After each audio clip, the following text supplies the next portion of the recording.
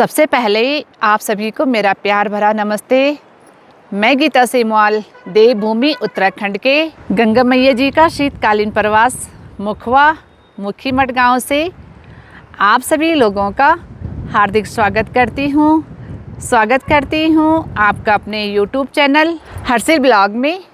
आज मैं अपनी ब्लॉग की शुरुआत दिन के 12:30 बजे अपने गांव मुखवा से कर रही हूं।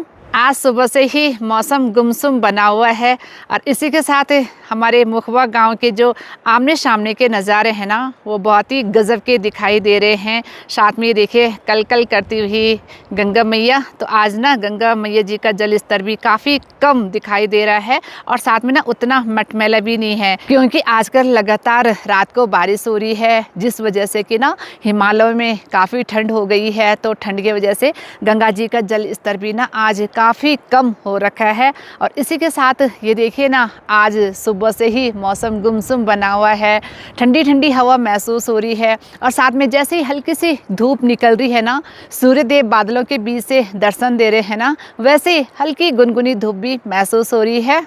और इसी के साथ आप ये देखिए, आज हमारे मुखवा गांव का जो माहौल है ना, बिल्कुल शांत सा दिखाई दे रहा है। कहीं भी शोरगुल, कहीं भी आवाज़ नहीं आ रही है, बिल्कुल शांत सा वातावरण बना हुआ है।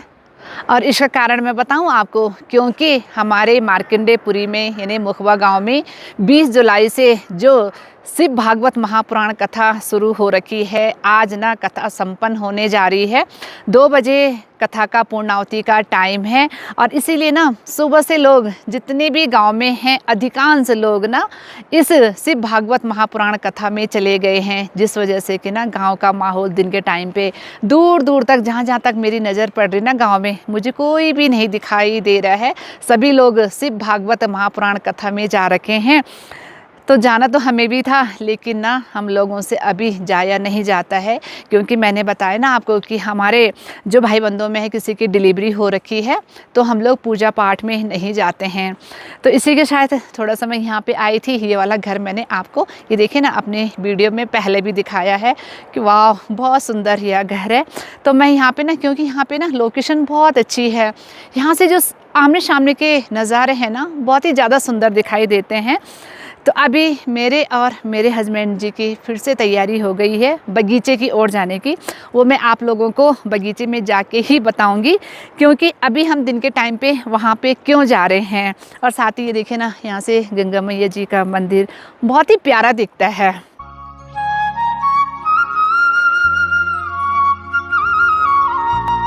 और इसी के साथ अभी मैं हूँ अपने घर वाले रास्ते में, और रास्ते के सामने ही है नाशपाती का पेड़।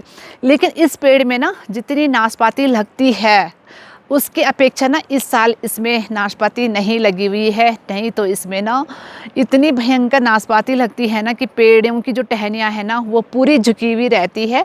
लेकिन कुछ कुछ टहनियों पे मुझे नाशपाती अच्छी दिखाई दे रही है और कुछ कुछ टहनियाँ मुझे ना खाली दिख रही है पिछले साल की अपेक्षा। पिछले साल तो इसमें इतनी नाशपाती लगी हुई थी ना कि मैं क्या ही बताऊँ, पत्ते कम और नाशपाती ज़्यादा। लेकिन इस बार नाशपाती कम है, लेकिन कलर और साइज़ तो बहुत अच्छे हो रखे हैं।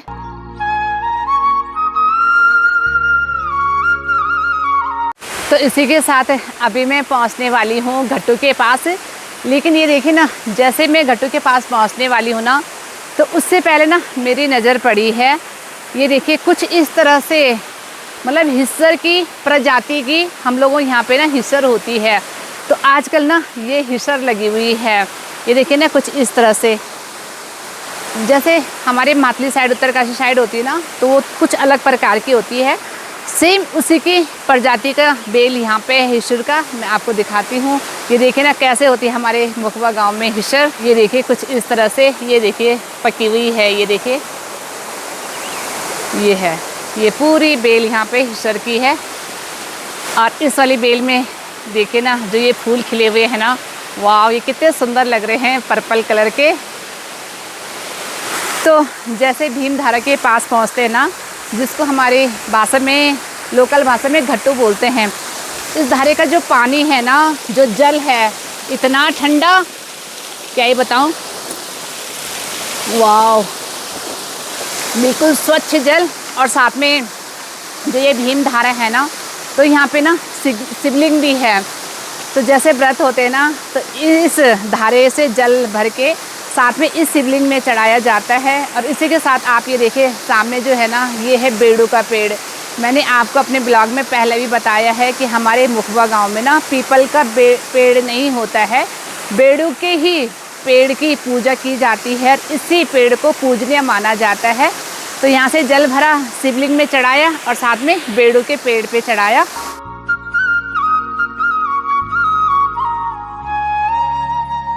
तो अभी मैं अपने बगीचे वाले रास्ते में हूँ, साथ में मेरे हस्बैंड जी भी हैं।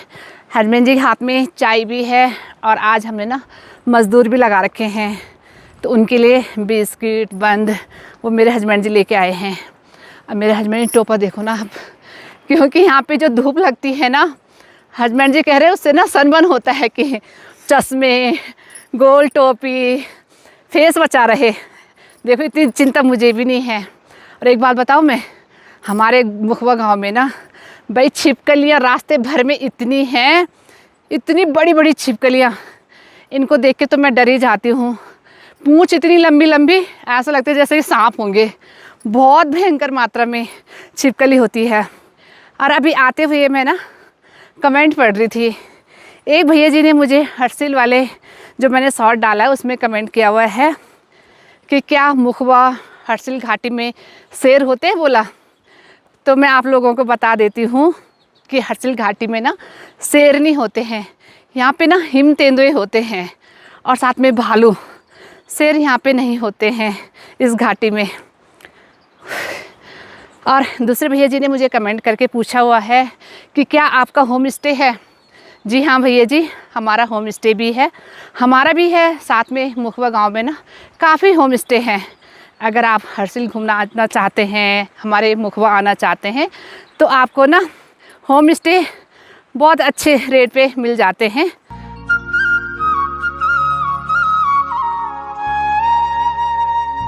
तो आज मैं ना उस वाले बगीचे में नहीं जा रही हूँ, आज ना मैं दूसरे वाले बगीचे में जा रही हूँ। ये वाला बगीचा जो है, बगीचा तो मैं इसको क्या ही बोलूँ, अभी तो इसमें निर्माण कार्य चल रहा है। अब वो बगीचा बनता है या कुछ और बनता है वो तो धीरे धीरे आप लोगों को पता चल ही जाएगा। लेकिन अभी देखो ना, ये रास्ता ही दूसरा है, ये जगह ही दूसरी है। और ये देखिए यहाँ पे मेरे पीछे आप देख रहे हैं, वाह, ये देखिए कितने सारे ये सेब के पेड़ हैं और इन पे जो सेब के फल लगे हुए हैं ना, वाह, मैं क्या ही बताऊं, भर भर के सेब लगे हुए हैं।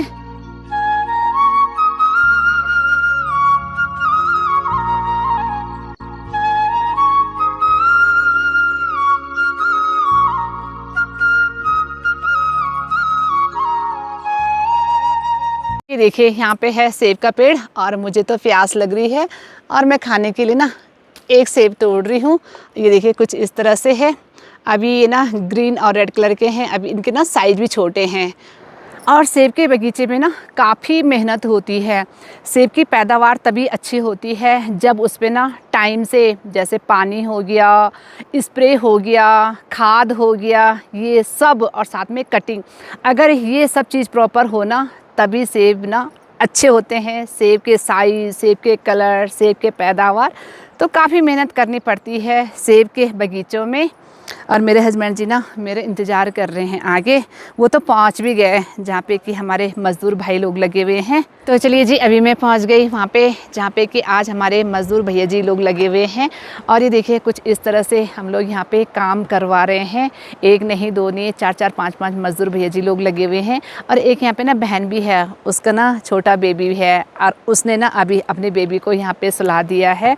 और साथ में उसने छाता भी रखा हुआ है, जैसे तेज़ धूप होती है या बारिश होती है तो बच्चे के ऊपर ना छाता रख देती है और बच्चे भी ना बड़े प्यार से रहता है। अभी तक तो जगा हुआ था, अब सो गया। ये ना बच्चे को सुलाने के लिए ये देखिए यहाँ पे टीन रखी हुई है, छाता रखा हुआ है और साथ में देखिए कुछ इस तरह से बिस्तर लगा रखा है। और ये देखिए यहाँ पे भैया जी लोग काम कर रहे हैं कुछ इस तरह से। तो वो आने वाले वीडियो में आप लोगों को पता चल जाएगा कि जहाँ पे हम दीवार दिला रहे हैं, एक थली यहाँ पे बनी हुई है, 2-3 अभी ऊपर बनने वाली है। तो यहाँ पे हम लोग क्या बनवा रहे हैं वो मैं ना आने वाले वीडियो में आप लोगों को ज़रूर शेयर करूँगी। फ़िलहाल तो ये जो दीवार दी जा रही है ना, इसका काम पूरा हो जाए। आज लगभग इनको 3 से 4 दिन हो गए। जो ये नीचे वाली थली है, ये तो हमने ना पिछले साल बनवा दी थी, लेकिन और थलियाँ इसमें अभी बननी बाकी है, तो धीरे धीरे करके वो काम करवा रहे हैं। और ये देखिए ना, मेरे हस्बैंड जी सबसे ऊपर बैठे हुए यहाँ से काम देख रहे हैं।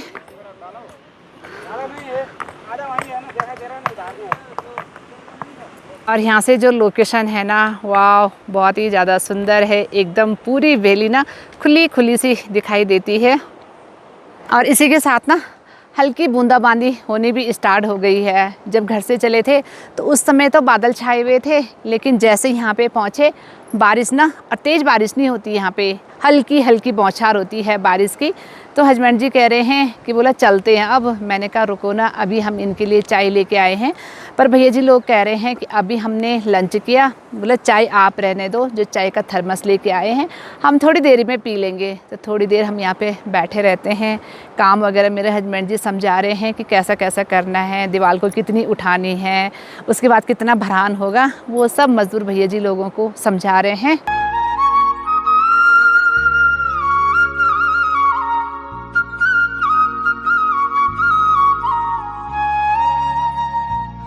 तो चलिए जी, अभी यहाँ पे काम हो रहा है और साथ में ये देखिए ना, अभी थोड़ी देर पहले ना हल्की हल्की बूंदाबांदी हुई और ये देखिए अभी ना तेज़ धूप खिल गई है। जैसे धूप खिलती है ना, बहुत ज़्यादा गर्मी महसूस होती है। तो अभी प्यास भी लग गई। वैसे तो पानी है बगीचे में, लेकिन पानी पीने का मन नहीं हो रहा है, मन हो रहा है सेब खाने का। और ये जो सेब है ना, ये है रॉयल वैरायटी के सेब। तो अब ये टेस्टी टेस्टी सेब खा लेते हैं। अभी थोड़ी देर तक यहाँ पे हम लोग रहेंगे। अभी जो भैया जी लोग यहाँ पे काम कर रहे हैं, ये 5 साढ़े 5 बजे तक काम करते हैं। सुबह ये लोग 8 बजे आ जाते हैं, लेकिन मैं और मेरे हस्बैंड जी थोड़ा जल्दी चले जाएंगे। फिलहाल ना सेब का आनंद लेते हैं। तो चलिए जी, इसी के साथ बगीचे से थोड़ी देर पहले मैं पहुंच गई थी घर पे। घर आते ही मैंने लंच बनाया और साथ में आज का टेस्टी लंच भी कर लिया है। और हमारे मुखवा गांव यानी मार्कंडेयपुरी में जो शिव महापुराण कथा शुरू हो रखी थी, आज यह कथा संपन्न हो गई है। अभी व्यास जी भी चले गए हैं और साथ में जो सुक्की हैं वहाँ के नाग देवता भी और श्री समेश्वर देवता जी भी चले गए हैं। उस टाइम में बगीचे में थी तो मुझे वहाँ ना ढोल धमाव की आवाज़ सुनाई दी। अभी बेटे का फ़ोन आया था, कह रहे मम्मी जी व्यास जी तो चले गए। मन था कि मैं व्यास जी को मतलब कम से कम दूर से तो देखूं, लेकिन व्यास जी तो चले गए हैं। और साथ में ना अभी काफ़ी लोग मार्कंडेयपुरी से आ रहे हैं, जैसे पंडित जी लोग हैं, ये जो लोग वहाँ पे कथा सुनने गए होंगे, कथा श्रवण करने गए होंगे, तो वो ना प्रसाद ग्रहण करके वापस लौट रहे हैं। और अभी मुझे ना रास्ते भर में दिखाई दे रहे हैं, बड़े बड़े बैग उन्होंने ले रखे हैं। यानी जो पंडित जी लोग ना इस शिव महापुराण कथा में रहे होंगे ना, वो अभी अपने घर की ओर वापस लौट रहे हैं।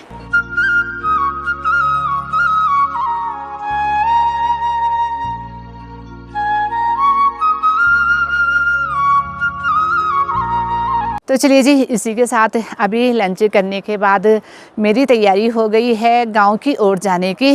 और अभी ना ढोल धमाव की आवाज़ मुझे सुनाई दी। तो इस टाइम ना श्री समेश्वर देवता जी की डोली जो कि धराली की है, तो वो ना नीचे नीचे रोड़ी रोड अभी डोली जा रही है धराली। और साथ में जो हमारे मुखवा गाँव के श्री समेश्वर देवता जी की डोली है ना, वो थोड़ी देर में ही आएंगे। ये देखिए, ये जो झुल्ला पुल है, ये धराली और मुखवा को जोड़ने वाला पुल है। और श्री समेश्वर देवता जी की डोली भी यहाँ पे पहुँच गई है पुल के ऊपर। पैदल पैदल करके जो श्री समेश्वर देवता जी का मंदिर है, मैं आपको दिखा देती हूँ कि ये देखिए, ये है श्री समेश्वर देवता जी का मंदिर। यहाँ पे ये देखिए, यहाँ पे श्री समेश्वर देवता जी का मंदिर है। और यहाँ से डोली पैदल पैदल करके अपने मंदिर तक पहुँचेगी।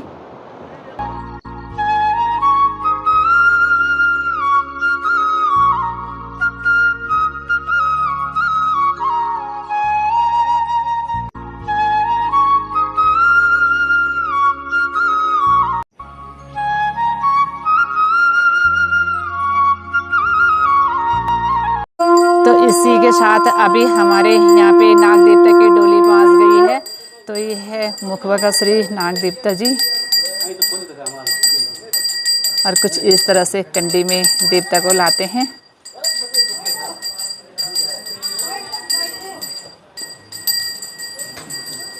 तो इसी के साथ अभी जो मुखवा गांव का नाग देवता है, तो अभी नाग देवता जी यहाँ पे पहुँच गए हैं गंगा मैया जी के मंदिर में। अब ना श्री शमेश्वर देवता जी की डोली भी पहुँचने वाली है। और ये देखिए ना, देवता के स्वागत के लिए लोग ना धूप और अगरबत्ती लेके खड़े हो रखे हैं।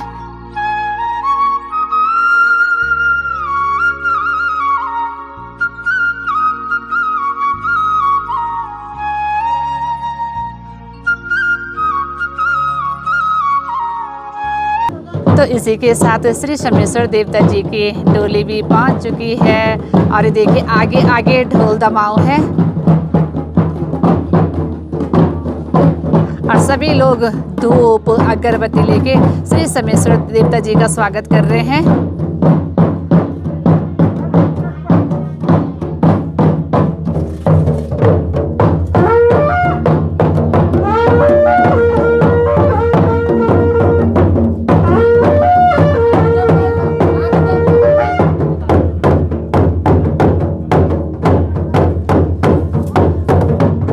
आते ही देखिए श्री शमेश्वर देवता जी की डोली मुड़ने लग गई है। बोलो शमेश्वर देवता की जय हो।